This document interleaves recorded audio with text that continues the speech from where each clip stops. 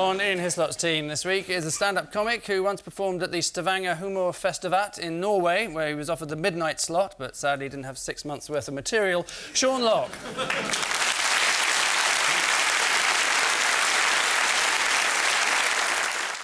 Blair Division. Tony Blair saying he wears coming out, making a big deal about the fact that he wears glasses now. Spectacles. How did you get that from the title? I just jumbled it all together and I was lucky. But he says he made a bit of a big deal about the fact that I'm wearing glasses, as if it's there's something, you know, he could have just like worn them and let people work it out for themselves, I suppose. He doesn't want to take any chances. Yeah, yeah. And he wore them 18 months before anyway, so... In private, though? No, it was he was pictured in Woman's Own, or one of those women's magazines. One of his glasses. tougher interviews. You sure a colleague hadn't just drawn over his face? But no, he said he couldn't... He was reading a brief and he couldn't tell the difference between billions and millions, which explains the dome of things. It was Cherie who told him to get them because she was so sick of him squinting in bed. Yeah, that's what... Yeah. Was he at the wrong end or something? Who'd know? Yes. There may be other reasons why he was squinting, of course. Yeah. Why would that be then, Paul? Use your imagination, Angus. You can send a search party, I'm sure we'll find it. Thank you. So how many pairs does he have? 86. He's got Calvin Klein, yes. And then he's got some pair that he bought off the shelf, so it makes him look more like the common man. That's how he'd think about it, anyway. Oh, are they Calvin Klein? No. Oh, I can't read it.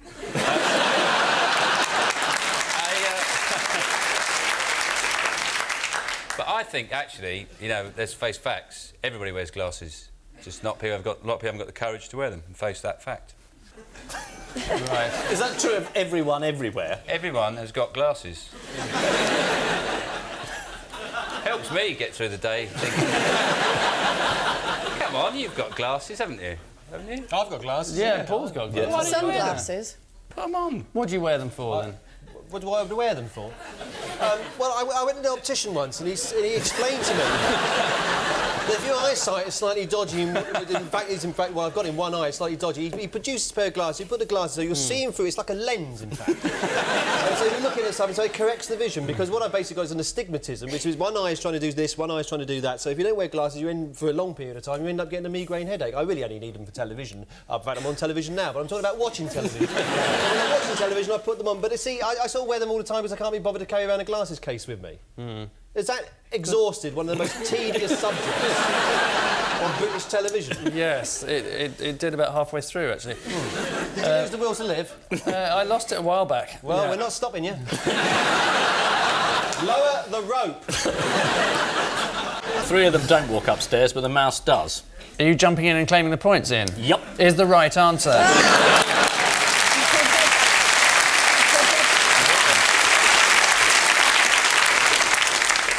Yes, that's right. Mariah Carey told an interview from Q magazine, who suggested doing an interview upstairs, I don't do stairs. And where are the last 4 surviving dialects? Well, hopefully a long way away.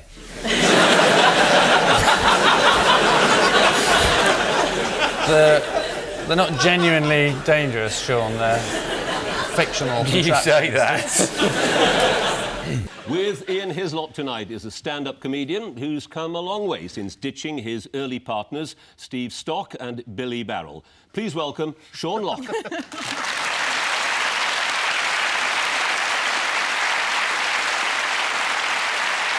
Butlers don't even do any cleaning, do they? They just sit around with their notebooks, as far as I can see.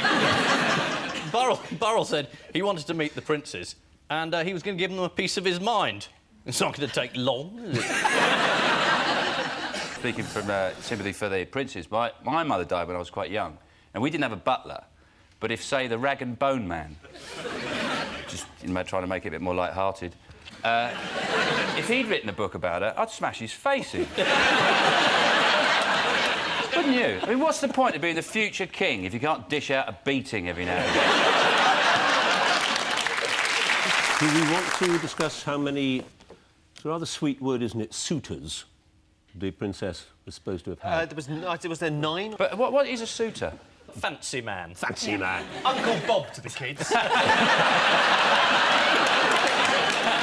Ian and Sean, Rod Rage. Yeah, it's Rod Stewart getting his thong in a twist. He's trying to get a bit of attention for his new musical, and he's been complaining about people like Sting getting honours. And he's never had an honour, an MBE or an OBE, and Sir Paul McCartney has. And I mean, Jamie Oliver got one yesterday, didn't he? He got one. Apparently, he got in a bit of trouble because he didn't turn up with a tie on. That was disrespectful. I think it'd be much more disrespectful if he turned up with one of those Wallace and Gromit ties on. And one of those felt hats with a mallet coming out round the side. Big that. But and also Paul McCartney's he's a dad, isn't he? He's getting 63. Yeah, this is how the Mirror covered that story, by the way. Great exclusive. The only slight problem is, of course, it was a girl, but...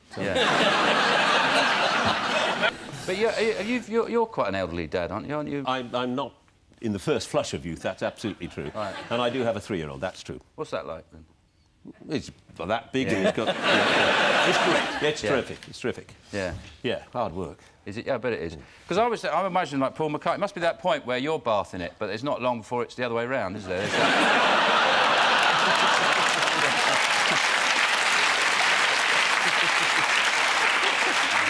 Lowering you into the bath like that. You all right, Dad? Yeah. Oh, it's too hot. Bring him up. With Paul Merton tonight, who's a writer and comedian who once starred in a show called 15 Minutes of Misery. So let's see how he copes with the full half hour. Please welcome Sean Locke.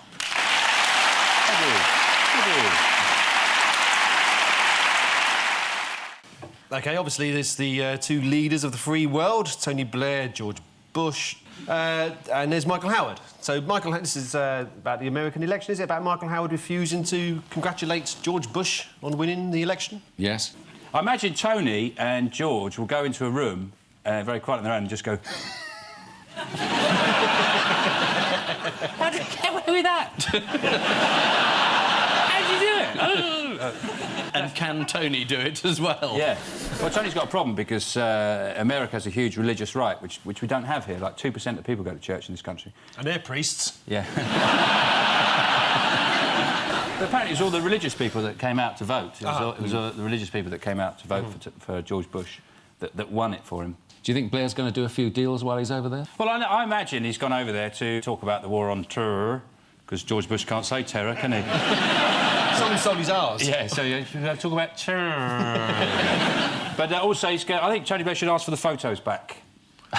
He should ask for them photos. Because the only thing I can understand that can explain Tony Blair's complete allegiance with George Bush is dirty pictures. Like him in a barrel with an otter and some Swarfega, surrounded by submariners. Yeah, definitely. Paul and Sean, how much are those Doggles in the window? Some vets have come up with this marvellous scheme. For dogs who need to have their eyes tested, they've got this test, and if a dog needs glasses, they will provide your dog with glasses. I mean, how you can tell that your dog needs glasses, I don't know. Yeah. Holds the Guardian at paw's length. Can't like read it, I don't know. What do you reckon? Or you chuck a stick and it comes back with a pensioner's leg. Yeah.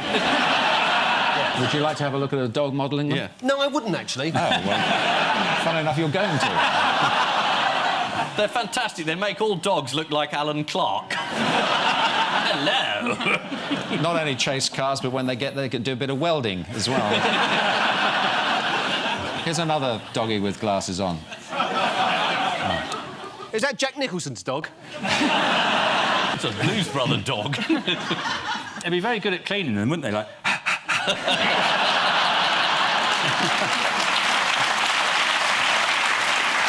OK, how about Get Your Coat, Gran, You've Pulled? Esther Ransom springs to mind. This is not one of your shut-up lines, is it, Des? Could be. Is it about older women enjoying a hectic lifestyle? Is it a survey? It is. There's 3 people they've asked in the office saying, do you think older women are having a really interesting life? And they're all going, yeah, probably, yeah, so... Get your coat, Gran, you've pulled. What? Apparently you can't stop them. Older women, look at you all. You're just at it all the time. If it were to be true, what would be the main reason for it, Kay, do you think? Oh, I think you could answer that, Des, better than me.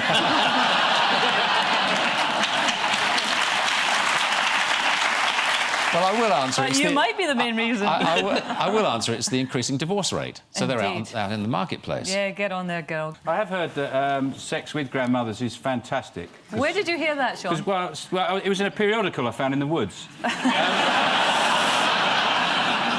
But it's supposed to be fantastic because like, it could be their last one, so they really go for it.